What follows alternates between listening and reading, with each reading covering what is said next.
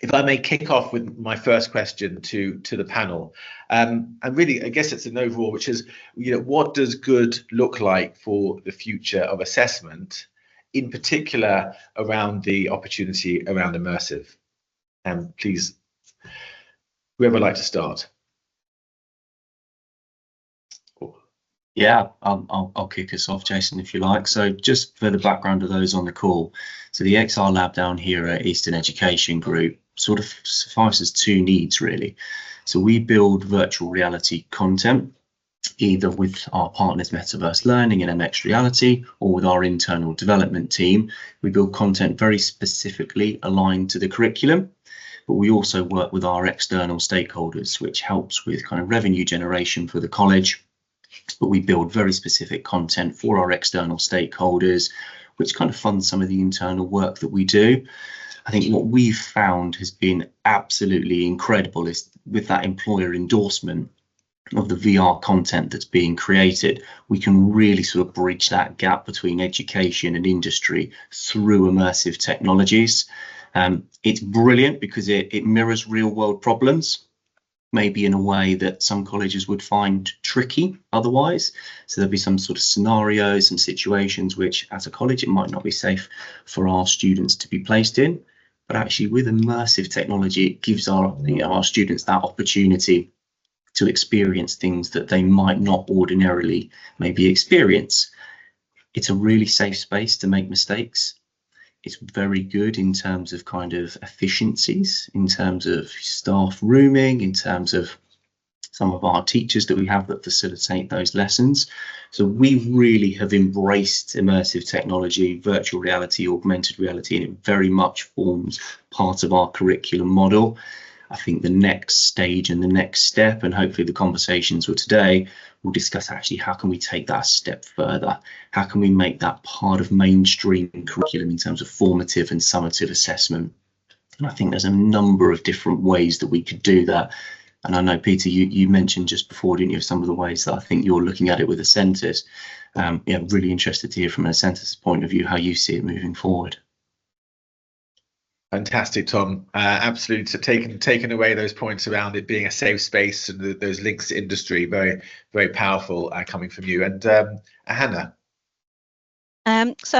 Having an immersive space, I think, gives a creative way of thinking about creating special assessment formats that otherwise you wouldn't be able to, sort of interactive based on real life scenarios that you couldn't access, preparing the students better for their workspace, also creating future scenarios for assessment because we are training a future workforce.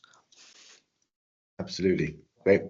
So in terms of the question about what does good look like, is it more of that? What's your view in terms of? Yeah, I think collaborating with industry to lead to more authentic assessments, reflecting more real world tasks. Fantastic. Thank you, Hannah. And Peter.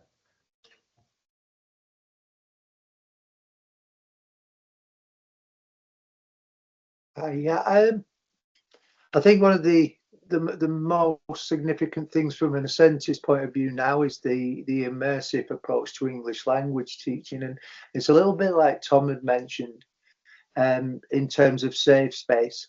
But some of the scenarios that are available to students now, so like doctor appointments or job interviews, they're not things that you can meaningfully replicate and without actually doing them. So although you could do this with a tutor or with a peer in a classroom, that model, and it's well tried, is okay for competence to a particular level. But this idea of having a suite where you can feel a whole range of emotions, because skills are nothing until they're embodied, until they're experienced with that sense of a little bit of some of the anxiety that comes with it, some of the excitement, but by doing this, it's like a step between. It's a step between the reality of the use of the English language in context and also the theory or the pure skill. There's a space between that immersive allows you to develop.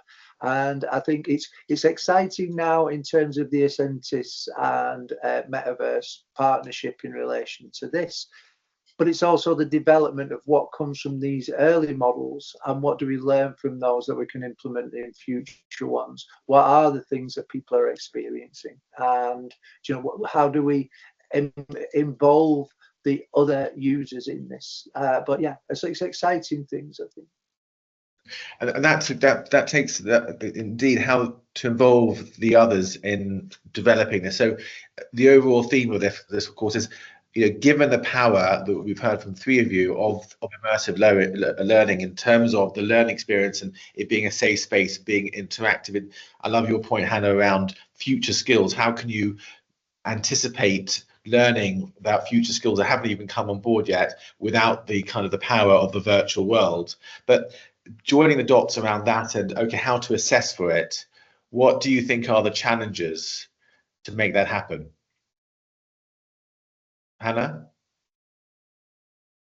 There are several challenges, but all the challenges make it worthwhile. So the first one usually is the investment and the expense of creating such a space.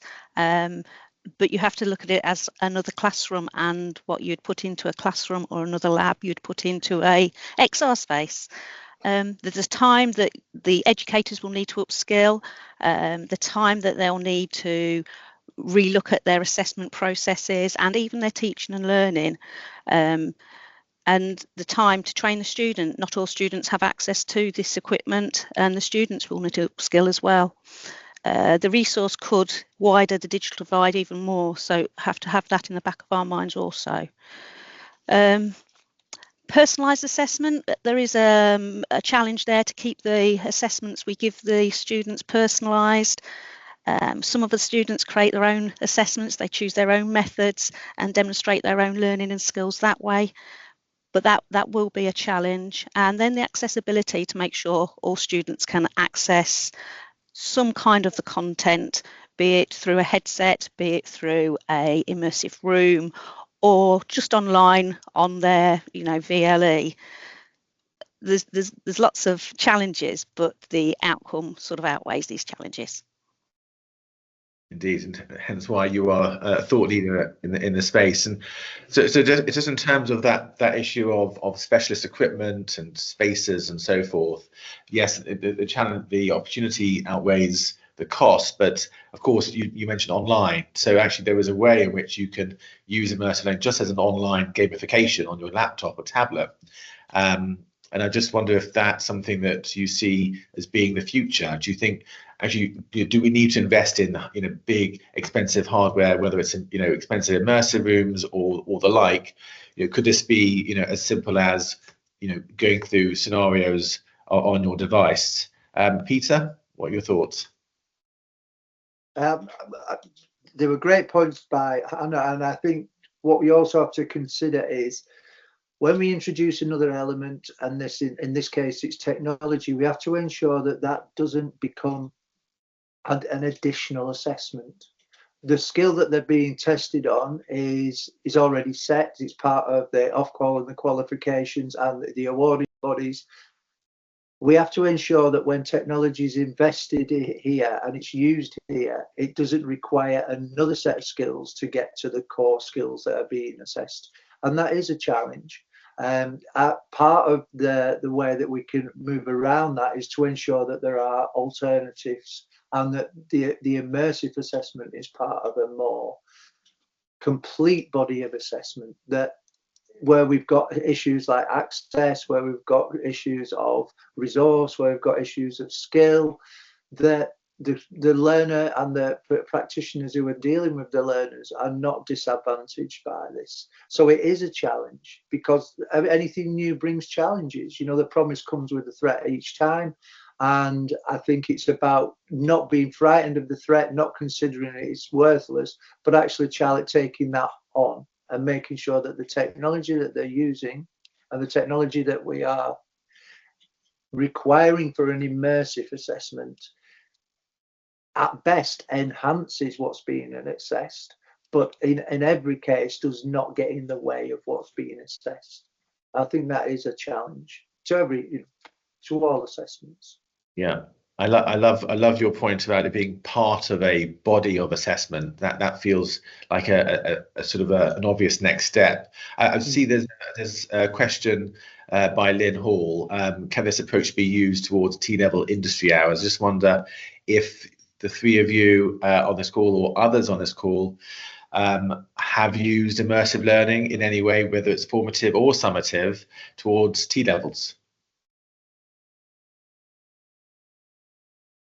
Is that something anyone would like to talk about? It'd be also just interesting to know from others, just to invite you to talk around your use of immersive learning yourselves, whether it may be just interest or not. Just Becky, am I right in saying that you can unmute yourselves? Yes, everyone should be able to unmute. If not, wave your hand and I'll unmute you. Amazing. So in terms of T-level, we know from our partners, so Metaverse Learning are working with about 75% of FE colleges in the UK. We know that a lot of those are using immersive programs to provide some of the placement hours, particularly given the fact there is such a challenge with finding placements with employers, that actually the number of hours on an immersive program can count towards it. I believe it's about up to 30 hours. The rules are continually changing and improving in terms of making it a digital experience, an acceptable form of a placement. Sorry, Lynn. Lynn, do you want to come on screen?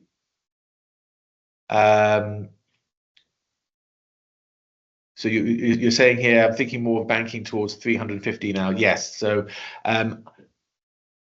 we know that 30 of those 350 hours can be counted using these programs, but it might be the way you use it could extend that. Peter, do you know about whether you accept immersive as part of a T-level delivery?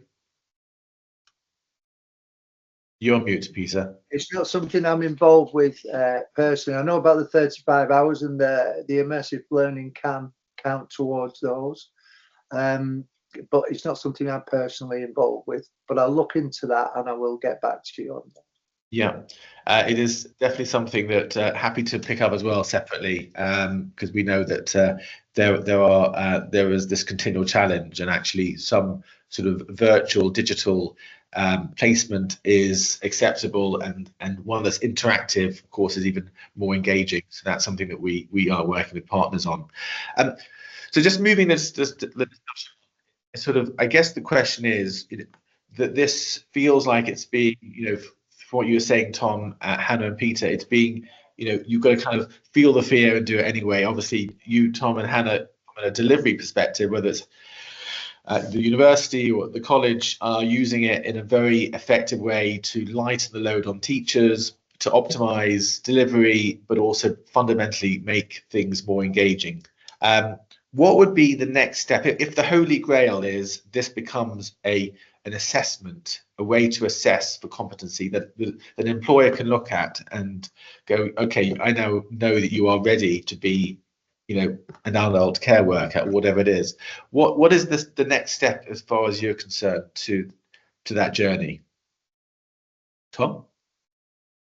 I think just sort of circling back to the point that I think Lynn just made there, I think that potentially her question is part of the challenge almost, that actually is a little bit of a lack of knowledge at the moment, because we're at that precipice of, we know immersive learning could be so powerful, but there is no one size fits all. There is no one particular way that it's doing it. And because it's so new, it is that conversation with the awarding organisations as well as to what's accepted and maybe what will be accepted in the future. Part of the work that we're doing at Eastern Education Group is, and you mentioned the word earlier, Jason, is gamifying some of our curriculum. So we're looking at part of our curriculum that actually we can adopt the gaming method of gamification to. In the gaming sector, as the levels get harder, students and participants tend to enjoy that element because it hits that dopamine receptor and they get that kind of excitement of working and succeeding through the levels. What we don't see is people that get too disheartened when they fail. Actually, they're quite motivated to go back and to try until they pass. We're trying to adopt that methodology into the curriculum, because we know sometimes with students, as the levels get harder, sometimes that can cause students to get a bit disheartened.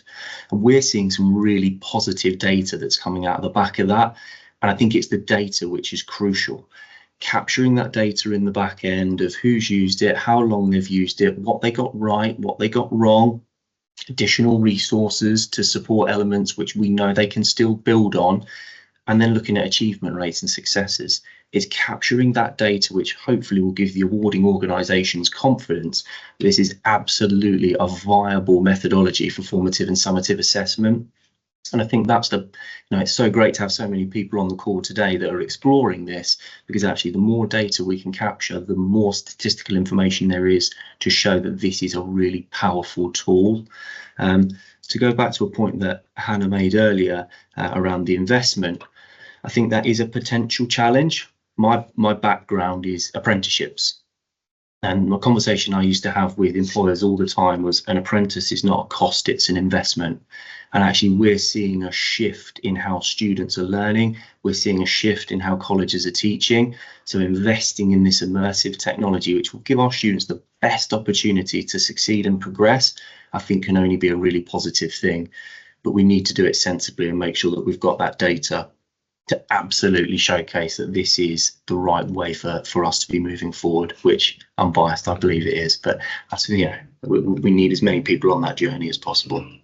Absolutely. And just everyone talks about data, and I think there's probably lots of nodding heads here today, but in terms of the opportunity with AI, so imagine a way in which you could adapt the scenario, the immersive scenario, according to the data coming out from the learner. So they're going through a scenario, for example, and they're struggling with the next step in that scenario, and according to their response, that scenario will then dynamically change to make it either harder or easier.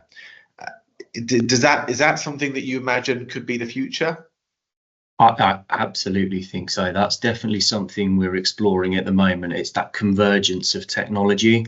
You have the immersive VR space where people are voided of distractions because they might have the VR headset on. They have interactivity, which makes recall a lot easier. I think people will be able to retain that information because they're doing it, they're experiencing it, they're feeling it, they're touching it. If you can have an AI chat that's built into the background, which is truly personalizing the learning journey, it makes it an absolutely personalized experience for everyone who's going through that scenario. Obviously, that AI chatbot would need to be parametered to what's safe, to make sure that it is authentic, it is real world, it does meet the suffice the requirements of the awarding organisation. But an immersive environment with a personalised AI chatbot in the background, I think would be incredibly powerful and revolutionary for formative and summative assessment. Yeah, and fair, and it's something that we're working on at the moment, which we will talk soon about. I'm just curious, Peter, Hannah, but anyone else, what is it? So we had almost 200 sign-ups for this, and we expect 50% to not be able to make it. So about 100 of you have signed up to this because of, I think there is a market failure somewhere, would be my assumption. Just in terms of the big picture around assessment, the traditional way in which we've been assessed for decades, and yet the way in which we're now delivering in a such more innovative way. What was it that drew you to attending, giving an hour up of your time that you're particularly interested in? It's a real opportunity, because for us this is about convening together around collaborating, around finding ways in which we can improve things for the learner so that there is a genuine change for the better. So really open to anyone who would like to share, what is it that's their what's the bugbear in the current way in which we assess. And while we're waiting for questions or thoughts, Peter, Hannah, what is your biggest frustration at the moment? I think it's not a frustration, but following on from Tom's thing, I think that there's a real sense of change, but that sense of change has been there for a long time. You know, I mean, 20 years ago, there was a big sense of change around the introduction of VLEs, and they did change things. They have made a significant difference to how we teach and how we share material. But I think what we've really got to grasp is that there's a need for regulating standards around qualifications using new material, using new assessments, immersive assessments specifically for our purposes today, because assessments do not exist in a vacuum. The qualifications that people get in a particular institution are going to be transferable to employment, to universities, to further study. Everyone has to be convinced that the standard of assessment is as rigid and as vigorous, not rigid in terms of unmoving, but it's rigorous, that the qualification says it does what it can do.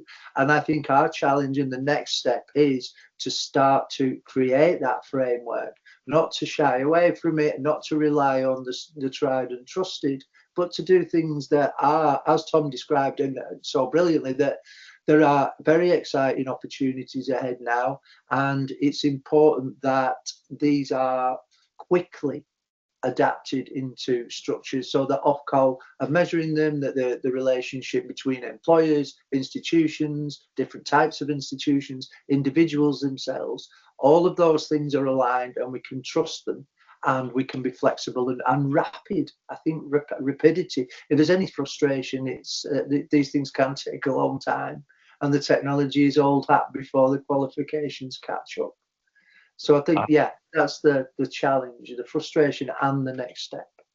Wow. Well, I really hope that there's somebody from Ofqual on this call, because I think I couldn't agree with you more that the assessment does not exist in a vacuum. The contextualized assessment is the way forward, and to be able to change that relationship, as you say, with employers and all the stakeholders in moving into a much more flexible way is very, very exciting. Hannah, I don't know if you want to add to that. Yes, I agree with everything that's just been said, really, but transforming assessments will require transforming teaching and learning as well. You can't just pop in a immersive assessment at the middle end of the learning.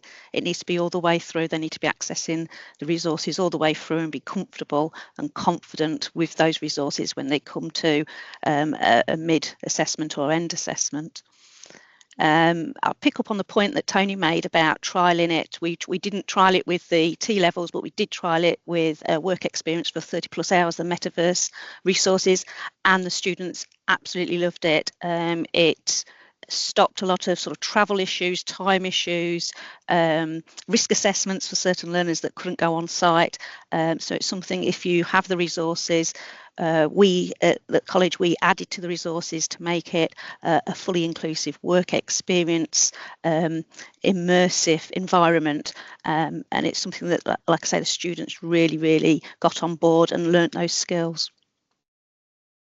Brilliant. So I'm feeling that there's agreement around the opportunity here. And Liam, please, hopefully you can unmute and come on camera.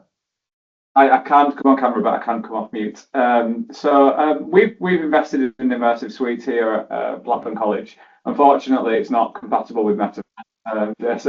But the issue that we're having is we've invested in the hardware for it, but we've not really had the take up from staff to want to get involved with it, to want to use it. And we've had numerous sort of CPD events where we've taken staff to it, we've shown them the power of it and what can be done with it, but we've not really had that take up from staff. I was wondering if Tom or Hannah could expand on how they got their staff to get more involved in it and to want to use it. Thank you, Liam. Great question. Tom, Hannah? Come on, Hannah, you've gone off mute. Yeah, you go first. We we picked a selection of staff that were very on board, and once they started seeing what other staff were doing with it, then they came on board quite quickly. The other case was let the students come in, let the students request that they have sessions in the immersive room in VR. The students want to, and they should lead their learning. If that resource is available for them, then support the staff in creating the bespoke environments or getting the resources they need. So either if you have the staff that want to lead it, let the students lead it. Great answer. Thanks, Hannah. Tom? Yeah, we had a very similar experience. So our XR Lab has been in for just over 2 years now. And at the start, there was a big divide between the staff of those that absolutely embraced it and very early on could be early adopters and see the benefit. And then some staff that were maybe a little bit fearful of it, maybe didn't quite understand it, maybe didn't necessarily at the start want to be involved with it. I think the game changer for us was having content, either procuring content or creating content that directly aligned to the benefits and the needs of their students, whether that be on a technical component or whether that be on a transferable soft skill employability type level. I think once they could see students using it, enjoying it, benefiting from it, that was when we had sort of a bit of a lift-off moment, really. I mean, internally to Eastern Education Group, we have communities of practice who lead on AI, lead on VR and XR. So we have our champions, but it's definitely been a shift of our organisation to move more towards that immersive, engaging technology. So it definitely is a challenge, and it is something that maybe should have been, came up slightly earlier in the webinar, but it's definitely a challenge you can overcome. And I'm sure I'm speaking on Hannah's behalf here, but certainly for Eastern Education Group, if you've got staff that would want to visit to see how we've adopted it and utilised it, we'd be more than happy to help in any way we can on that. So it sounds like when you hear it from the learner, then teachers realise that this is the right thing for them, and they get on board by the sounds of it. Brilliant. There's some lovely points being made. If I can invite Deborah, you making a point about process, and if you'd like to sort of expand on that. Deb Miller? I think Jason, Deb said she wasn't well enough to come on and speak on the mic. I read that in chat, but she did make the point on there. I could read that out if that's okay. Yeah, you're absolutely right. I misunderstood. Yeah, I thought she wasn't happy to come on camera. Thank you, Liam. Tony, if I could invite you to elaborate. In fact, because you've made some great points as well. So, would Tony like to expand on your points? Tony Walker. No. Yeah, can you hear me? Yeah, I can hear you fine. Yeah. Okay, cool. What we found, I will admit this, was working with Hannah in the VR of Boston, was we found the learners had more idea than we had about how to use this. They will engage and they will tell us what they need. So I think that's what we need to do. We need to get them on board, get them to give us the ideas of what they need. We need to deliver the qualification, but then they can tell us how they will receive it better. Then we can have imagine if we're going to use VR. And that's a great point. Any kind of tips around how to get them to kind of be more involved in? Yeah, games. So what we used to do is take them down there. We'd get them to do what they needed to do there, but then as a reward for engaging, as a reward for taking part and teaching us without them knowing it, they got to play games. So they've got that incentive. It is gamified. It's more interesting. It is easier for them because they're used to playing games. It's how they've been brought up. They play games all their lives. So what better way to learn them about playing a game and helping us to teach them how to play that game to achieve their goal. That's a great tip. Thank you very much. I've got a question. Yeah,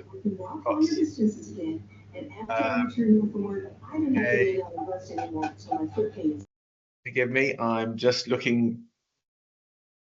Somebody lifted their hand up. So just looking at comments, so trying to keep up with comment. So Deborah, to represent you, sorry to invite you, and I hope you feel better. As AI reshapes our students learn, the biggest gaps in assessment are not about knowledge recall, but about measuring process, critical thinking, and ethical AI use. This is fairly new for all of us, indeed. Traditional assessments focus on the final output rather than how students arrive at their answers. Many students and educators lack AI literacy, understanding when and how to appropriately use AI, interpret AI generated content, and critically evaluate its reliability. I suspect that we could probably have a whole discussion at a separate time around AI, but specifically on the whole AI, VR, XR. Open to new possibilities for assessment, moving beyond static tests to immersive real-world problem solving. How can we harness these technologies to create authentic, engaging, and future-ready assessments that measure critical thinking, process, and ethical technology? So yeah, definitely mirroring what's been said so far. I just wonder if you would like to see, somebody's asked for an example of what we do currently on the formative assessment side. I wonder if it's an opportunity before we kind of go to more Q&A, just to share what we do at Metaverse Learning. Does that sound a plan? I'm just going to share my screen. Can you just give me a thumbs up on whether that is so just very briefly, we have a catalogue of programs from early years healthcare, construction skills, engineering. We've just launched various things with Ascentis on ESOL and so on and so forth, and renewable energies. And so if we take, for example, our EV charge point, which electric vehicle program, which we've done in partnership with all these colleges here, and we just go into an example. These are just videos. Just bear with me a second. So I won't share sound with you, but what you have is a set of scenarios, and this is being used in large part as a formative assessment tool where you're going through a series of tasks. You are being asked what those tasks, given various questions, and as a very much a practical learning tool, this is used to really improve engagement, help learners improve, really understand the context of, in this particular case, what is the reality in a virtual world of changing and removing and changing a electrical vehicle battery, which is very hazardous. And so you're going through a lot of PPE questions, which at the end you are then given your final score. So if we sort of quickly just run through to the end, again, this is just a video, and I'm very happy to set up trial licenses for those who want to see for yourselves. But if we get to the end of this scenario, we can see here the score, so 21% score for all those different questions. You can interrogate where you've made mistakes, get the right answer, and what many tutors are doing there in that example, for example, are then sort of getting students to then do it again and get a higher score to then move to the next level. So it's to really use as a blended learning, just once a theory is taught, to then bring this in before going into the work placement. If we go into, let's say, another scenario, for example, in nursing, and we go to this is the task here is you have a patient who's feeling unwell, turns out had a stroke, so you can again, in a very immersive way, the sound of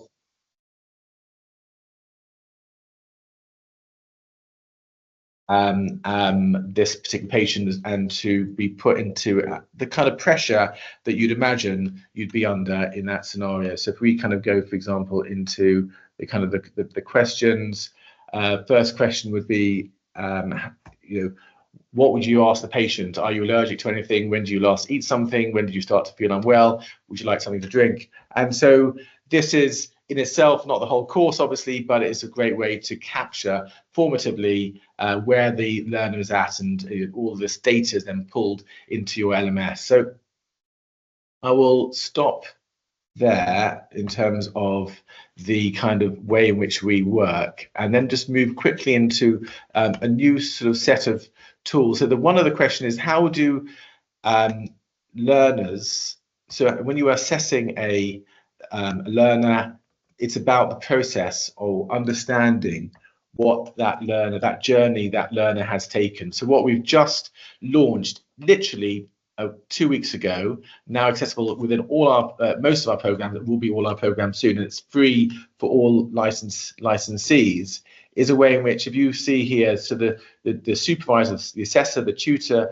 is seeing their screen. They could be in a completely different location to the learner here, and what this enables you to do is to observe the way in which a learner is going through a scenario. What is their decision? Where are they hesitating?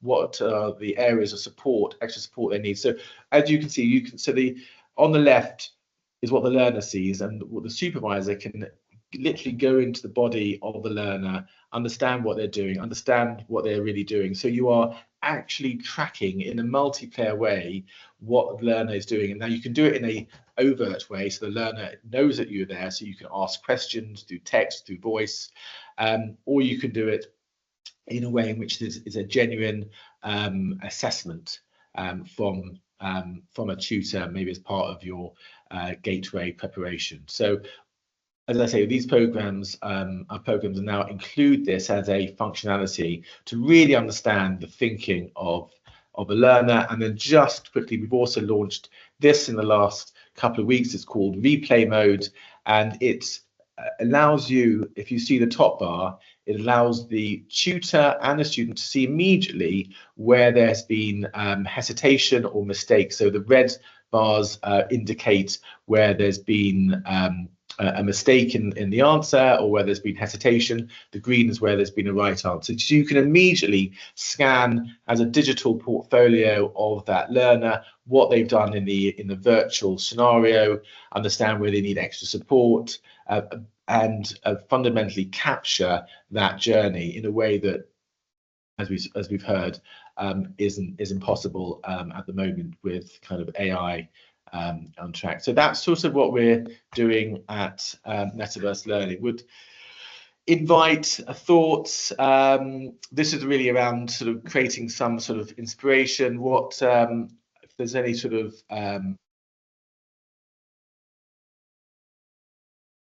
that we would like to take away for the next steps in our own organizations.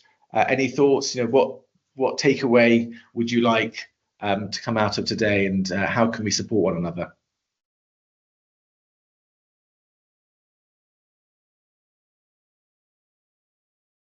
What's your next step in terms of making this kind of technology helpful for your learners and tutors? Can you hear me, Anna? Sorry, you keep coming in and out. I can hear you really? now. Oh. Sorry. Sorry, no, okay. Sorry about that. That's good to know. Apologies, my end. Did you hear? Was I on mute before? I could hear you through the video, and then from the video I couldn't hear. So sorry. No. It's probably my end. The new part of the video, I've got to say, is really helpful. We didn't have that when we started the resources, and what we had to do was mirror. So we'd mirror the students, and we'd have 5 students going through the resources, and we'd mirror them to a different screen where their tutor would sit in front of the screens and watch where they're going. So this new part will make it a lot helpful for the tutors and lecturers that are doing this. That's brilliant. It's a good step forward. That's great to hear, Hannah. Great. Well, we've got lots of comments here. I just please, we've got sort of 10 minutes left for any Q&A. Please do put your hand up if you'd like to ask our esteemed panel any questions, or in fact the wider group. I am just looking. I like analogy. So Peter, just in terms of you, do you want to elaborate on the opportunity to collaborate? How would you like, in terms of your point earlier and moving the dial with Ofqual, how can we make the case, do you think, to regulators that we need to be more flexible and to use some of these technologies? I think the case is there already. Nobody can ignore it, and people will be using it at Ofqual and everywhere else in their real lives. So there's going to be a process now of integration, which I think would be where people are doing things differently, and they're using new software, they're using metaverse materials, they're designing things, they're embedding, that these become small pilot scale assessments, and we mirror those, and we have the conversation between the awarding bodies, between the institutions, between those that are using these qualifications, not just the students but the employers that they then go on to with these, and we start to look at where things work. I've mentioned something to Deb on the chat as well, that what we're looking for really, I mean, what we have to consider is what is assessment for, and maybe this is an exciting time as well as a quite frightening one, or at least unsettling one, in that I think we're all kind of aware that a lot of assessment is not fit for purpose and hasn't been for some time, and the threats of things like AI are not really threats, they're more of a window onto, or a mirror onto, things that weren't working anyway. So it's about having that opportunity as practitioners and as teams, and those teams with their institutions and the institutions with their awarding bodies, to start to put pilots together that explore what's happening, where the challenges are, where the solutions have been found. And I think this is a real opportunity for change, but it has to be as rigorous as what went before. I don't think that there's any issues with the rigor of assessment processes. I think they are very well governed and very strongly adhered to. So we do need that rigor. People need to trust what comes next. But we need to do that with new and exciting approaches to assessment, not just tired old ones. And I know tired old ones is going to make some people unhappy because they are, they're well established. But we do need newness. And so I think collaboration, pilots, and providing the examples, like rattling the door and saying this is working. You know, it can't be top down.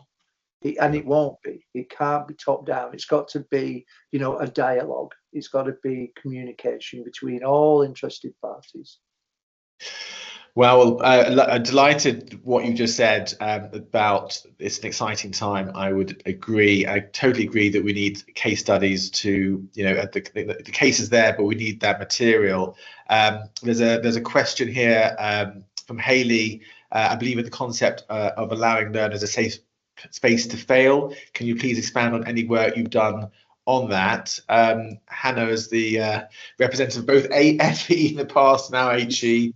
Do you want to expand on anything you've already? I mean, obviously, yeah, it is a really important topic, and not just learners.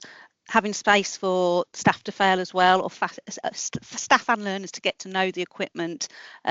So yes, staff that were willing, that they learned alongside the learners. We had an introductory session to the VR room, an introductory session to the headsets, and then the resources, and they learned alongside, and they could see their tutor learning alongside them. We also offered sessions outside of college learning, so we had a lunch club and an after club where the students could just access the resources themselves, and they'd come in themselves, pick what they wanted to learn, how they wanted to learn it, with no other tutor in the room. It was just the facilitators was facilitating the equipment. Then they came back time and time again until they felt they had the skills that they could then be very confident within sessions in front of their tutors. Absolutely. I'm telling you, I've been looking at it. I've just been listening to you and catching up with the chat, which is hard for me because I'm not good at multitasking. But really, phenomenal support for what's been said and shared today around equity, around fairness, around the importance that we change the way in which we assess and learn So it feels like we are on a really exciting journey together. Can I just invite maybe, unfortunately Tom had to drop off, which I knew about before, but maybe to you, Hannah, Peter, any final thoughts around how we, as the 100 people or so who were 100 now, 70-ish, can sort of, what's the one thing you would ask from the sector to get this to get this kind of moving quicker than, as Peter mentioned earlier, it is a bit glacial? What can we, what's the next step?